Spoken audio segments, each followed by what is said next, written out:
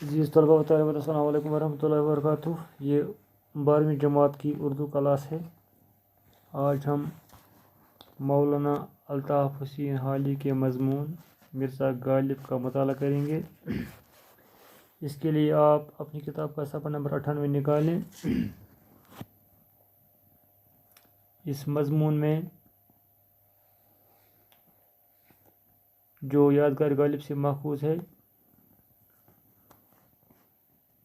मौलाना अल्ताफ़ हुसैन हाली ने गालिब की शख्सियत के मुख्तलिफ़ पहलुओं को उजागर किया है। इसमें उनके अखलाक, उनकी आदत, उनकी सखावत, उनके खतूत, उनकी नसर निगारी, अलगर्ज़ मुख्तलिफ़ ज़िंदगी के पहलुओं को, जिनमें उनकी खाने की आदतें भी हैं, उजागर किया है।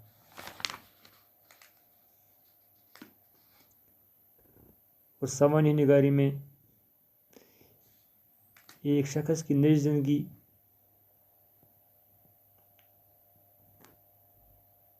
के नशीब व फराज और नफसियाती कैफियत को बयान किया जाता है।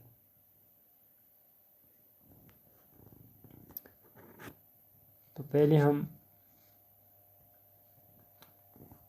सफ़ा नंबर 98 पर पहले इक़्तिबास का मुताला करेंगे। मिर्ज़ा के अखलाक नहायत वसी थे। वो हर एक शख्स से जो उनसे मिलने जाता था बहुत कुशादा पेशानी से मिलते थे। जो शख्स एक दफ़ा उनसे मिल आता था, उनसे मिलने का इश्तियाक रहता था। दोस्तों को देखकर वो बाग बाग हो जाते थे और उनकी खुशी से खुश और उनके गम से गमगीन होते थे। इसलिए उनके दोस्त हर मिलत और हर मज़हब के न सिर्फ दिल्ली में बल्कि तमाम हिंदुस्तान में बेशुमार थे। जो खतूत उन्होंने अपने दोस्तों को लिखे हैं, उनकी एक एक हरूफ से मेहर व मोहब्बत, गमखारी व यगानियत टपकती है। हर एक खत का जवाब लिखना वो अपनी ज़िम्मे फ़र्ज़ समझते थे। उनका बहुत सा वक़्त दोस्तों के जवाब लिखने में सरफ होता था। बीमार तकलीफ़ की हालत में भी वो खतों के जवाब लिखने से बाज न आते थे। दोस्तों की फरमाइश से कभी तंग दिल न होते थे। गलतों की इस्लाह के सिवा और तरह तरह की फरमाइशें उनके बेस खालिस मुखलिस दोस्त करते थे और वो उनकी तामील करते थे। लोग उनको अक्सर बेरंग खत भेजते थे मगर उनको कभी नागवार गुजरता था। तो इस तरह इस जो पहला इक़्तिबास है, इसमें चंद मुश्किल अल्फाज हैं, जिनमें एक लफ्ज़ है कुशादा पेशानी, यानी खंदा पेशानी, हिस्म, खुश अखलाक। इस तरह एक लफ्ज़ है इश्तियाक, इश्तियाक का माने शौक, आरज़ू, तमन्ना। इस तरह मुहावरा है बाग बाग हो जाना, खुश हो जाना। इस पहले इक़्तिबास में मौलाना अल्ताफ़ हुसैन हाली मिर्ज़ा के अखलाक की वजाहत करते हुए लिखते हैं कि मिर्ज़ा गालिब का अखलाक ऐसा था, जो भी शख्स उनसे मिलने जाता था वो उसे शौक़ से मिलते थे, और जो शख्स उनसे मिलता था पहली बार, उसे बार बार उनको मिलने का शौक़ रहता था। गालिब अपने दोस्तों को देखकर खुश हो जाते थे और फिर वो अपने दोस्तों की खुशी और गम में शरीक होते थे। इतना ही नहीं बल्कि गालिब के दोस्त हर मिलत और हर मज़हब और हिंदुस्तान के बेशुमार खितों से ताल्लुक़ रखते थे। वो अपनी खतूत में भी अपनी मोहब्बत का इज़हार करते थे। जो उनको दोस्तों से ख़त मिलती, इनका जवाब लिखना भी वो अपने लिए फ़र्ज़ ऐन यानी बहुत ज़रूरी समझते थे। और गालिब का जो ज़्यादा वक़्त था वो दोस्तों की खतूत के जवाब लिखने में सरफ होता था। अगर गालिब कभी बीमार होते, तकलीफ़ हाल में होती, फिर भी वो खतूत का जवाब लिखते थे। इस तरह वो दूसरी गज़लों की इस्लाह करते थे। और जो भी शख्स उन्हें बेरंग خط بھیجتا تھا اس کو بھی وہ اپنے لیے حماقت نہ سمجھتے. اس طرح مرزا غالب کے جو اخلاق تھے، عادات تھے، ان میں ہر ایک کے لیے محبت کی جگہ تھی.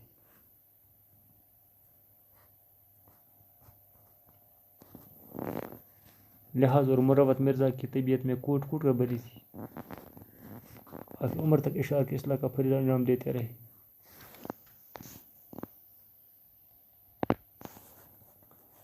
انہوں نے میسور کے ایک شہزادے کو اپنی کتاب بھیجی. اس نے کتاب کی رسید لکھی اور قیمت دریافت کی.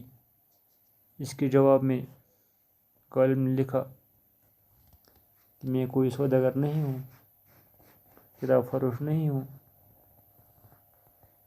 کہ آپ سے کتاب کی قیمت لوں.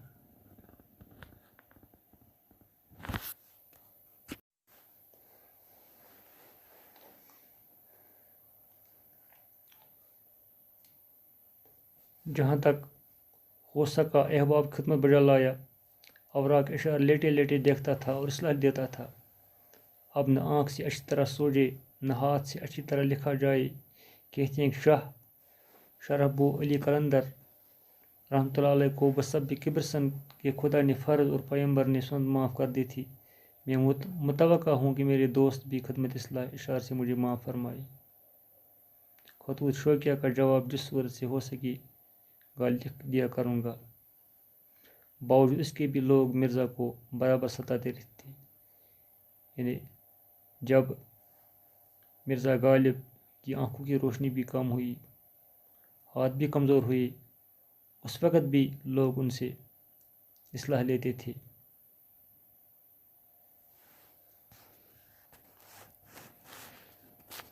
اگرچہ مرزا کی آمدنی قلیل تھی مگر حوصلہ فراخ تھا. سائل ان کے دروازے سے خالی ہاتھ بہت کم جاتا تھا. ان کے مکان کے آگے اندھے، لولے، لنگڑے اور اپاہج مرد عورت ہر وقت پڑے رہتے تھے.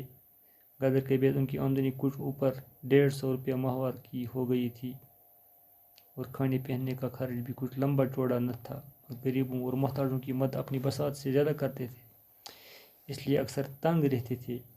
غدر کے بعد ایک بار میں نے خود دیکھا کہ نواب لیفٹیننٹ گورنر کے دربار میں ان کو حسب معمول 7 پارچہ کا خلط مائی 3 رقوم جواہر کے ملا تھا.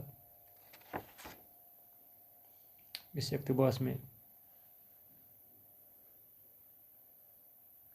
غالب کے گوناہ گون اس اجماعی صفات بیان کرتے ہوئے حالف فرماتے ہیں کہ غدر کی جنگ کے بعد غالب کی آمدنی بہت کم ہوئی، 150 روپیہ ماہوار کی ہو گئی تھی اور کھانے پینے کا خرچ بھی کچھ لمبا نہ تھا.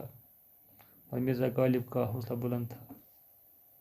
فراخ دلی، مہمان نوازی میں کچھ فرق نہ آئی. کوئی بھی سائل ان نازک اور کم آمدنی کی حالت میں بھی دروازے سے خالی ہاتھ نہ جاتا. ان کے مکان کے آگے اندھے، لولے، لنگڑے اور اپاہج مرد عورت ہر وقت پڑے رہتے. مرزا غالب اپنی مقدور کے مطابق غریبوں اور محتاجوں کی مدد کرتے تھے، اس لیے خود اکثر تنگ دست رہتے تھے. یعنی غالب کی جو فطرت تھی اس میں فراخ دلی، سخاوت کوٹ کوٹ کر بھری ہوئی تھی. کم آمدنی کے باوجود بھی وہ محتاجوں کی ہر وقت مدد کرتے تھے.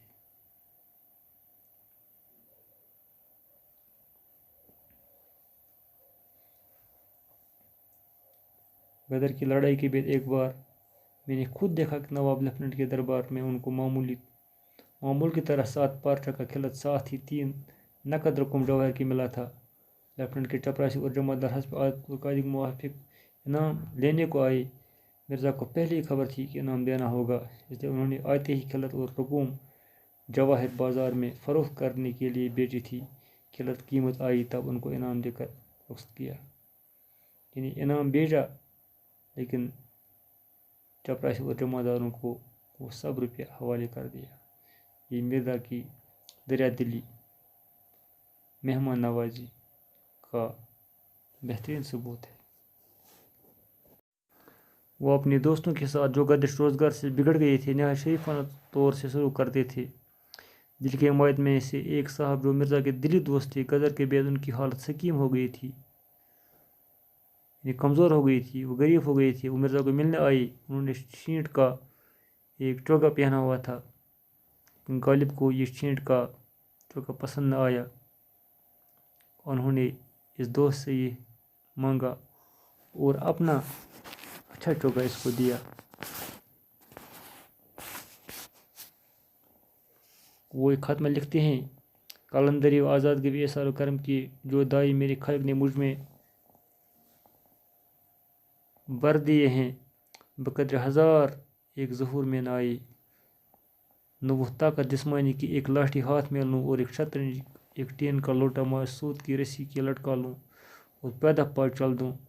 کبھی شیراز جا نکلا، کبھی مصر میں جا ٹھہرا، کبھی نجف جا پہنچا۔ نہ وہ دستگاہ کی ایک عالم کا میزبان بن جاؤ۔ اگر تمام عالم میں نہ ہو سکے تو صحیح، جس شہر میں رہوں اس شہر میں تو بھوکا ننگا نظر آئی۔ خدا کا مغفور، خلق کا مردود، بوڑھا، ناتوان، بیمار، فقیر، نقبت میں گرفتار، میرے اور معاملات کلام و کمال سے قطع نظر کرو۔ وہ جو کسی کی بھیک مانگتے نہ دیکھ سکے اور خود در بدر بھیک مانگے، وہ میں ہوں۔ یہ مرزا غالب کا مزاج جو تھا وہ قلندرانہ مزاج تھا، آزادانہ مزاج تھا۔ وہ چاہتے ہیں کہ مختلف جگہوں کا چکر کروں پیادہ چل کر۔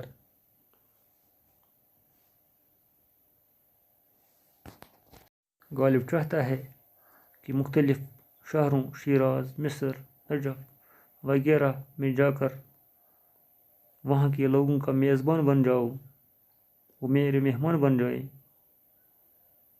اگر پورے عالم کی میزبانی نہ کر سکوں، سخاوت نہ کر سکوں، مدد نہ کر سکوں، تو کم سے کم جس شہر میں میں رہوں اس شہر میں کوئی بھوکا ننگا نظر آئے۔ یعنی غالب چاہتا ہے کہ میرے سامنے کوئی ننگا اور بھوکا نہ رہے، جو خدا کا مغفور ہو، خلق کا مردود ہو، بوڑھا ہو، ناتوان ہو، بیمار ہو، فقیر ہو، گروپ میں گرفتار ہو۔ تو میں چاہتا ہوں وہ کسی کو بھیک مانگنے پر مجبور نہ ہو۔ یہ غالب کی مزاج کی اندرونی کیفیت ہے۔ اس طرح مولانا الحافظ حالی نے غالب کی فراخ دلی کی شخصی خصوصیات کو واضح طور پر بیان کیا ہے کہ غالب کا جو دل تھا وہ غریبوں، مجبوروں، ناتوانوں کی مدد کے لیے تڑپتا تھا۔ حالانکہ غالب خود بھی کوئی مالدار، کوئی دولت مند شخص نہیں تھے، ان پر غدر میں ایسے حالات گزرے